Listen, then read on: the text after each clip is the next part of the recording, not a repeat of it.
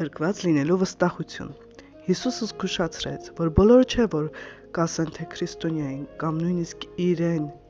Տեր կդավանեն, կմտնեն երկնքի արքայություն։ Մատթեոս 7:21։ Դատաստանի օրը շատերը սարսափով կիմանան, որ խաբված են եղել,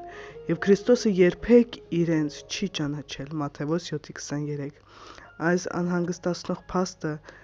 հանգեցնում է շատ կարևոր հարցի. ինչպես իմանանք, որ իսկապես հավատացել ենք եւ ունենք հավիտենական կյանք։ Հիսուս Քրիստոսի ճշմարիտ աշակերտներին ճանաչում են վերջիններիս պտուղներից։ Մատթեոս 7:16-19 խոսքեր։ Այլ կերպ ասած, կա իրական հավատքի նկատելի ապացույցներ։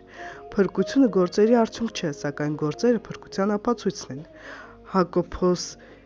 2:18-26 խոսքերում ասում է. «Ցույց տուր ինձ քո հավատը գործերից, եւ ես էլ ցույց կտամ քեզ իմ հավատը իմ գործերից»։ Հավատն առանց գործերի մեռած է։ Փրկությունը Աստծո գերբնական վերարարման աշխատանքի արդյունքն է, որը նա անում է մեր սրտերում Սուրբ Հոգու միջոցով։ Այս պատճառով Պողոսը գրել է. «Ուրեմն, եթե մեկը Քրիստոսումն է, նոր ստեղծված է, հներն անցան, ահա ամեն բան նոր եղավ»։ 2 Կորինթացիներին 5:17։ Եթե մենք ճշմարտապես հավատացել ենք Քրիստոսին, ապա իրապես նոր արարածներ ենք, նոր ցանկություններով, որոնք մղում են մեզ ճանաչել Աստծուն եւ հաճեցնել Նրան։ Այս պատճառով մենք նոր կյանք ենք սկսում, որն ավելի ու ավելի արտացոլում է Աստծո փրկության գործը մեզանում։ Սա չի նշանակում, որ փրկությունը հավատքով եւ գործերով է, կամ որ մեր փրկությունը պետք է պահենք մեր գործերով։ Պարզապես նշանակում է, որ վերստին ծննդի Հովհաննես 3:3-5 խոսքեր եւ Աստծո շարունակական աշխատանքի արդյունքը մեր կյանքում Եփեսացիներին 2:10, Փիլիպպեցիների 1:6 այն է, որ մեր մեջ արտացոլվում են Աստծո զավակ լինելու ապացույցները։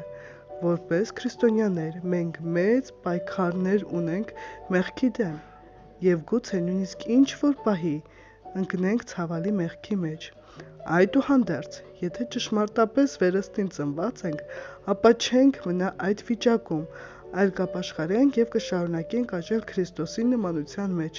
Սա վստահաբար այսպես է, քանի որ այն Աստված, ով բարի գործ է սկսել մեզանում, նույնպես ավարտին կհասցնի։ Փիլիպպեցիների 1:6 խոսք։